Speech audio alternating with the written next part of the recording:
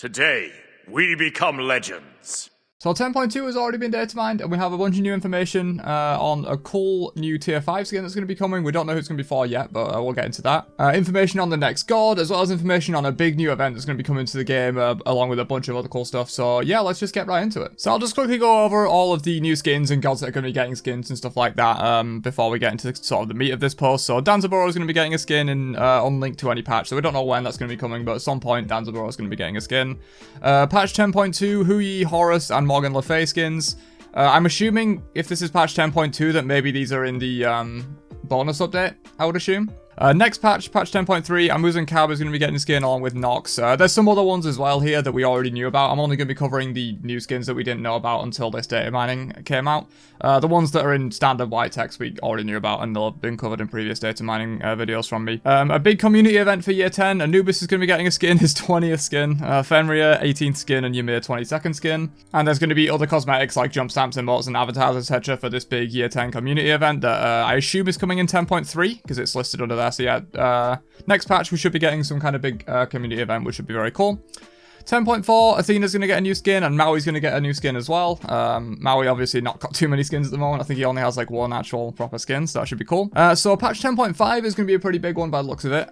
So right after we have that community event in 10.3, in 10.5 we're going to have the big Mayan event, which will coincide with the launch of Chel, I assume. Actually, maybe not. I'm looking at the roadmap here, and the Season of Hope is 10.3, 10.4, and 10.5. So unless they're releasing Chel like in the last patch of the season, which is probably not what's going to happen. It probably won't be 10.3 because then we'd have 3 gods and 3 patches, and probably not going to do that. But I imagine Chel is probably going to be like 10.4.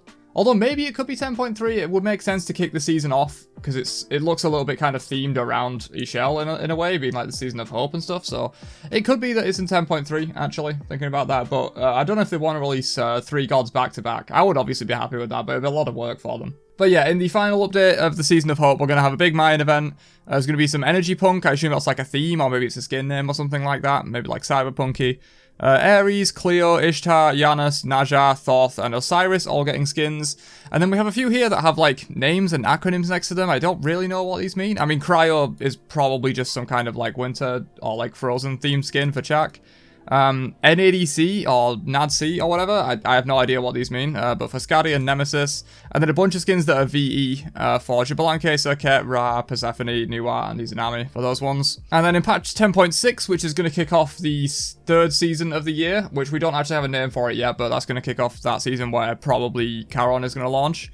That's going to have a new tier 5 skin, and we don't currently know what that's going to be for. We'll probably get more info on that in future data mining. And there's going to be some kind of game mode event where Order and Chaos can capture keys, and when all keys are secured, the team unleashes the Titan, and the Titan can be driven back. There's also a golden key that can be captured, and there's going to be a Cupid skin related to that. So this is interesting, because unleashing the Titans, this is what used to happen way back in the day with Smite, back when we had Minotaurs instead of Titans.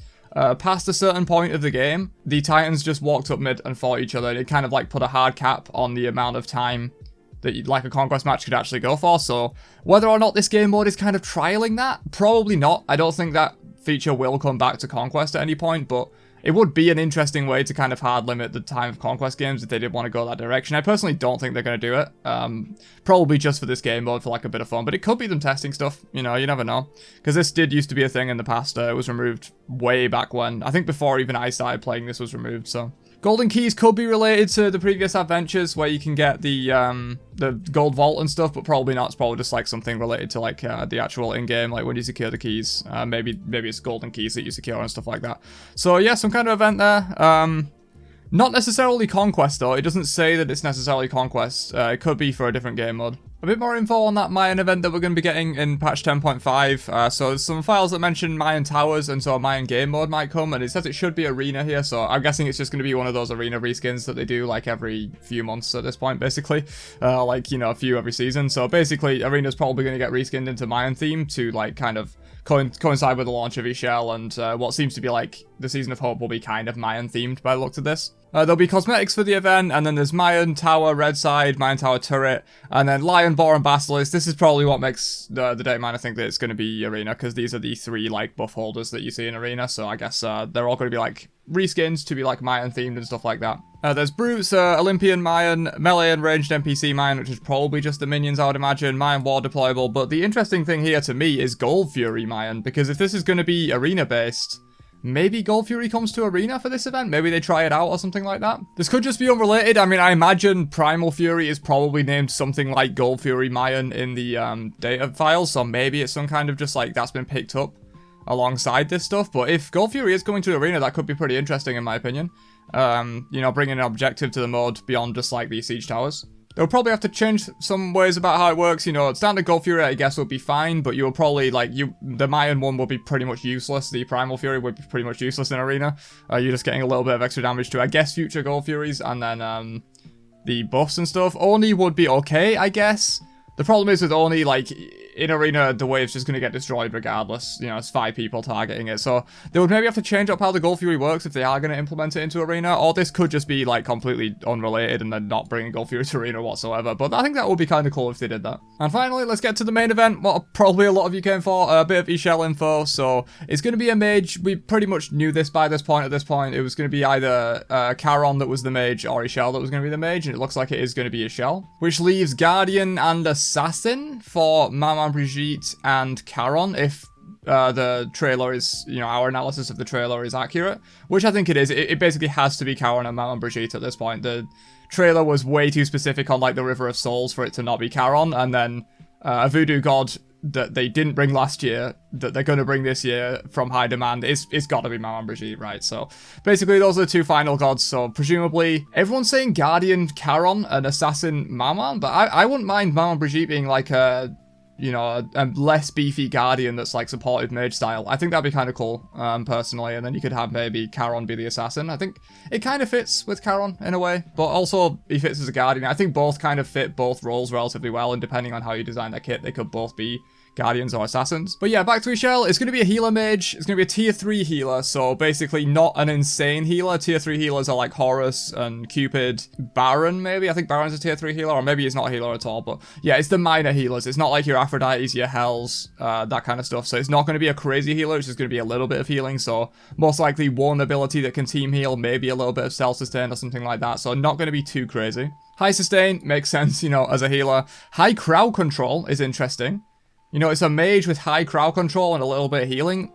Maybe it could be some kind of support mage. You know, maybe instead of Brigitte being this, like, kind of less bulky Guardian that I would kind of like to see, maybe Chel is going to fill that role, and it's going to be, you know, because a lot of supports do have, like, high crowd control with secondary healing, you know, like Terra, like Sylvanas, that kind of stuff.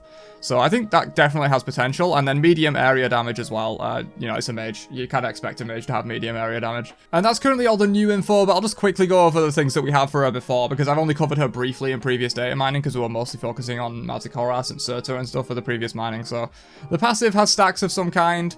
She's going to have like a 1A and a 1B that seems similar to like your Mojo kind, because she's not going to be a stand switcher, otherwise it would have lists for like, you know, 2A, 2B, 3A, 3B, and then an ult or whatever, but it seems like it's just going to be a Yamoja style thing where she has 2 different versions of the ability. You know, whether it switches on cast or whether it switches on doing something else within the kit. We don't know yet. Going to be a deployable for the 1B, and then the 1A we don't really have any info on. Deployable for the 2 as well, and then the ability 3 ruse. So we don't really have too much information on her yet. I imagine probably in the next update, which launches the Season of Hope, we'll probably get like a bunch more info on what Chel is going to be like. But now we do pretty much know for sure that it's going to be some kind of like minor healer. Maybe some kind of supportive mage with the high crowd control. We'll have to see. You know, personally, that is something I would like to see, but they could also just make it a standard burst mage with, like, just generically quite high crowd control. You know, there are some mages that are like that, you know, think ESET. Although ESET does work in support in a way as well, so. And yeah, as I said, that leaves Guardian and Assassin for Charon and Maman Brigitte, so however you want to interpret that, one of them's going to be a Guardian, one of them's going to be an Assassin. I personally have my money on Assassin Charon. I know a lot of people don't think that's going to be the case. They think Charon's going to be the Guardian, but that's personally where my money's at. But let me know down below, what do you guys think? You know, do you like the look of Ishtar being some kind of, like, minor healer mage? Or do you prefer something else? I mean, based on her lore and, like, the teaser trailer and stuff like that, it's kind of expected that she would have like, some kind of healing. So, to be honest, I'm surprised she's not, like, a new tier 1 healer. That's kind of why I was expecting. But yeah, we'll probably get more info in the next patches, so definitely subscribe to the channel so you can catch those, the data mining videos for the next patches as they come out, and I will catch you guys in another one later on. Have a great day, and peace out, you nerds.